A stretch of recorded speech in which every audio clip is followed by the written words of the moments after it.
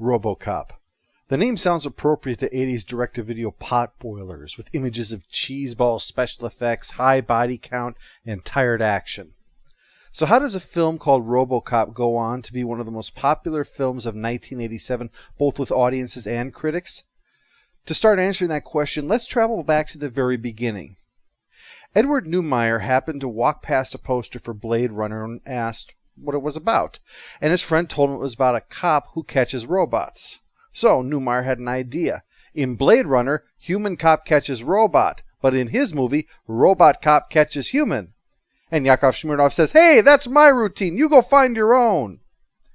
Neumeier was a story editor at Universal Pictures at the time, but the more he thought about this RoboCop idea, the more he liked it. So much so that he declined a promotion to a vice president position in the company in order to have time on the RoboCop project. Elsewhere in 1984 was a man named Michael Miner, scraping by doing music videos for third-rate bands on sets choked by cigarette smoke and open cocaine use. It was the 80s after all. Miner was a fairly recent film grad, and so one of his student films wound up in a pile of them that Neumeier had to go through, and he liked what he saw enough to call Miner in for a meeting. So Neumeier asks, "Got any film ideas?" And Miner says, "Yeah, it's a little something I've been toying with called Super Cop." And Neumeier was like, "What? I'm working on something called RoboCop."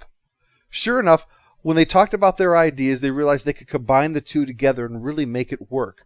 So they hammered away at it for about 3 months until they had a spec script, and then they completed 2 more drafts until it was ready to try to find a director for the project.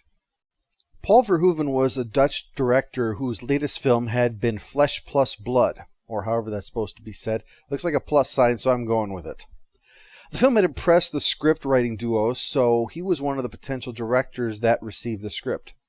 Verhoeven had just come to America to start making movies in Hollywood, and he received the script for RoboCop, read through it, and immediately he knew. He tossed that piece of shit in the trash. He and his wife were on vacation, so while he was off for a swim, his wife fished it out of the trash and read through it, and by the time he returned, she said, "I think you're looking at this the wrong way. There's more to it than you might think." Although with a title like RoboCop, there'd have to be if they had an actual script to it. It was a film about losing yourself and then finding yourself again, she said. And it was loaded with satire against American culture and Reagan-era economics. It had barbed comments on privatization and a tweaking of the nose of gentrification. Verhoeven changed his mind and realized this was the kind of film that he could do. Cyber Jesus battles Nazi drug lord. Huh? Well, Verhoeven liked to make use of Christian symbolism in his films and saw the tale of RoboCop as paralleling that of Jesus Christ, so much so that they even included a scene of RoboCop appearing to walk on water. Just kind of hard to swear the "blessed are the meek" with "dead or alive, you're coming with me." And the Nazi part, that was a decision to make the criminal leader look like Heinrich Himmler, something that they didn't actually tell Kurtwood Smith, who took the role, so that it wouldn't influence his performance. Good idea. We wouldn't want him to Colonel Klink about the place. It just looks silly. So, Neumeier, junior executive at Universal, offered a vice president position at Universal, naturally sold the film to Universal, yes? Of course not. This is Hollywood, where nothing makes any damn sense.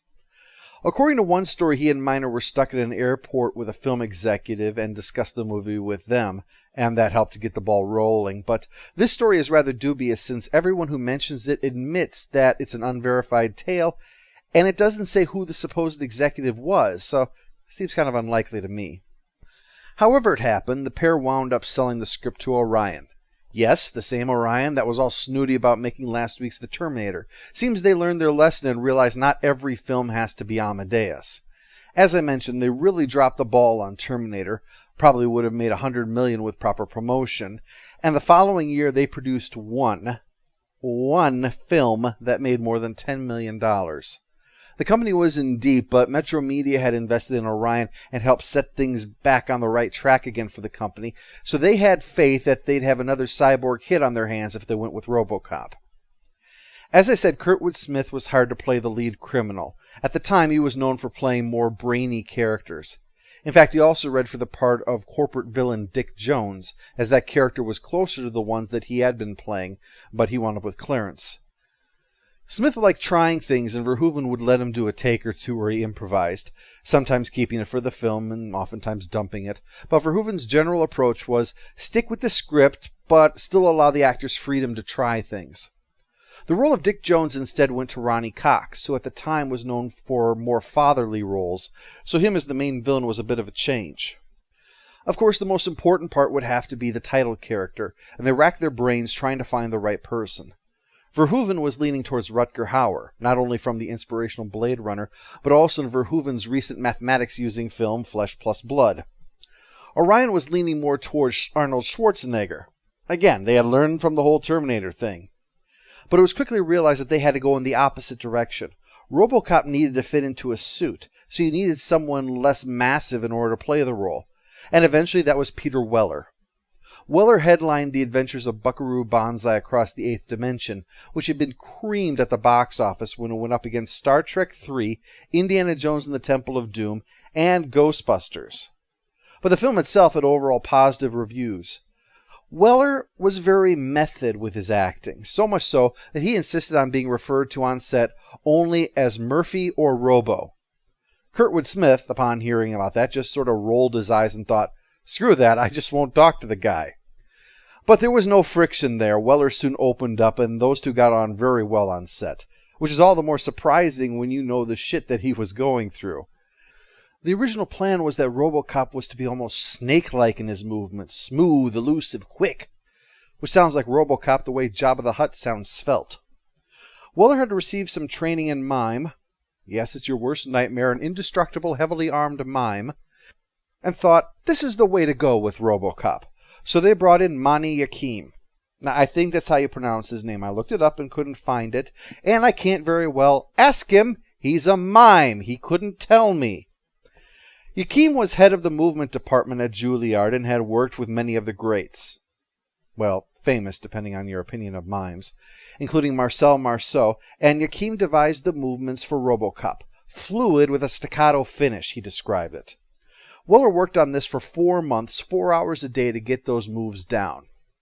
But that was just with Weller wearing some football equipment, not the RoboCop suit. That was being brought to life by Rob Bottin, the guru who had busted his ass creating almost all the effects for John Carpenter's The Thing. Neumeier and Verhoeven approached him about making the suit, and he got to work on it, but it didn't seem to fit Verhoeven's expectations, and he insisted on changes. Changes which he soon realized were mistakes. This wound up delaying the completion of the suit, and it wasn't as if this was an easy thing to put together. It had a fiberglass outer surface fitted over a combination of high-impact plastic and foam rubber. And of course, Bottin had to come up with effects for things like the holster in RoboCop's leg and that spike that comes out of his hand. 7 costumes had to be made to handle the various demands that were required of the film, like a fire-resistant one for one scene to make sure that the stuntman wasn't burned to a crisp. Because of the changes that were demanded and then reversed when they saw how crap they looked, the suit showed up late. And it took between 9 and 11 hours, depending on who you listen to get Weller into the suit for the first time. But eventually they got that down to an hour. But the suit was a problem in many ways, none of which had to do with Bottin, who was only doing what he was told. For instance, RoboCop couldn't fit inside a car, so they would film him starting to get in, and then they would stop, and then when you see him driving, well, RoboCop only has the top of his suit on, and below the waist, just a pair of underpants to keep his RoboCop in check. Another problem was that the suit weighed 80 pounds, putting a bit of strain on Weller during those long shoots. The second worst part was that even though the film was set in Detroit, they were shooting it in Dallas, Texas. Dallas had a lot of futuristic buildings that fit in with the look that they had wanted for OCP and the like, so that seemed a natural move. But the problem is that being encased in foam rubber and surrounded by fiberglass under the Texas sun is, I believe, a legal form of execution in that state. It was so brutal that Weller, whom you'll remember was hired because he was already slender to begin with, was losing 3 pounds a day at this.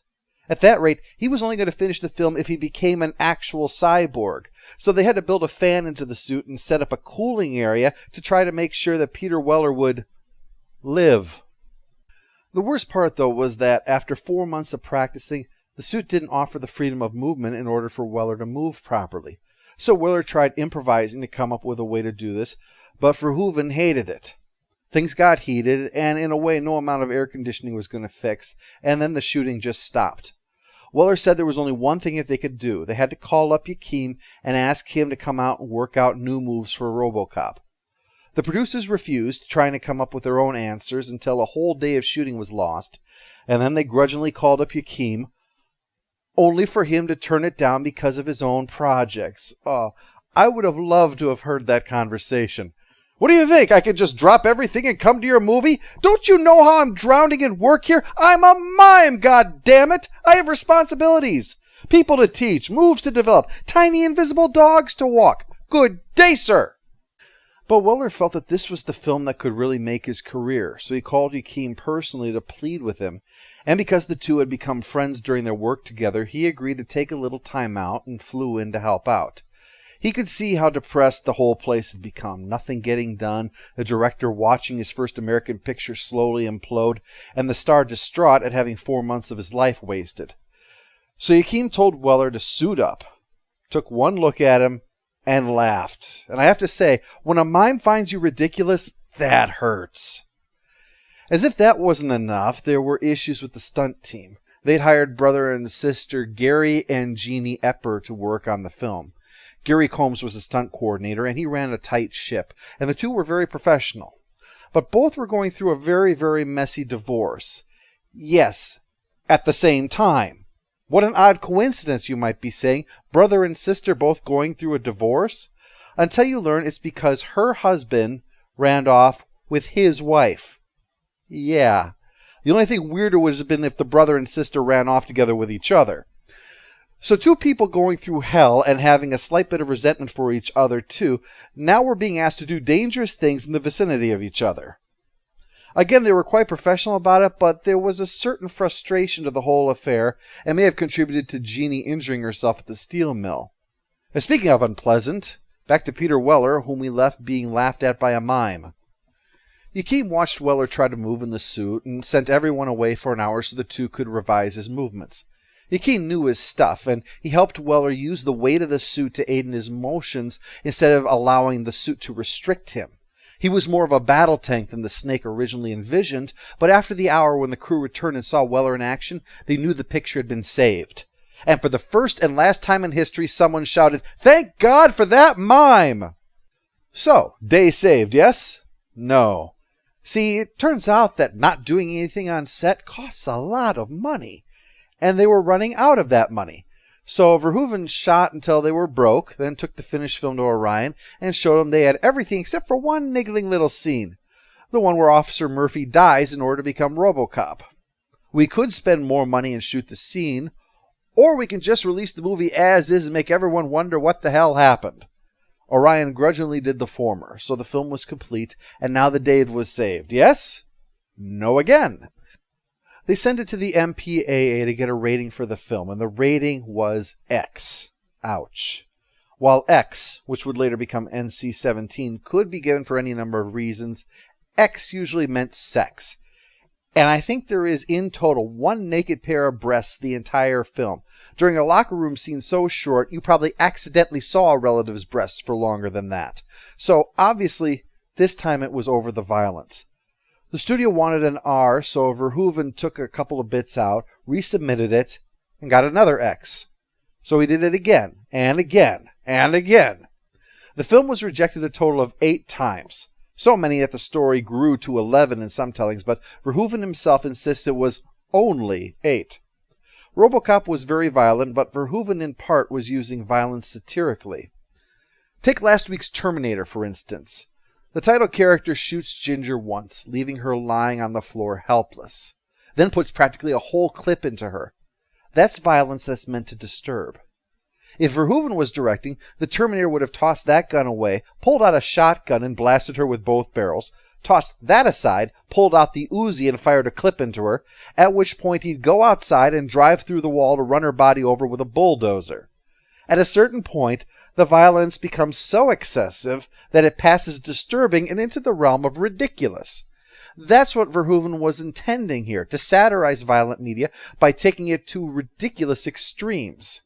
By changing scenes, for instance, ED-209 blasting some executive long past the point of reason, you're horrified. And then you're bemused, and then you laugh when the clearly shredded victim is lying there as someone calls for medical help. By cutting the scene down, all you're left with is the horror. As a result, Verhoeven shot some additional silly scenes because the absence of that kind of thing actually made the film darker than what he wanted with the violence thrown in. But eventually they hit that sweet spot, got the R rating, and again, a hit was made and a franchise born. Things were so successful, we had what sounds so made up that I am grateful we have photographic evidence to prove it. The videocassette launch of RoboCop was held jointly with RoboCop and former President Richard Nixon. I like the way these OCP guys think.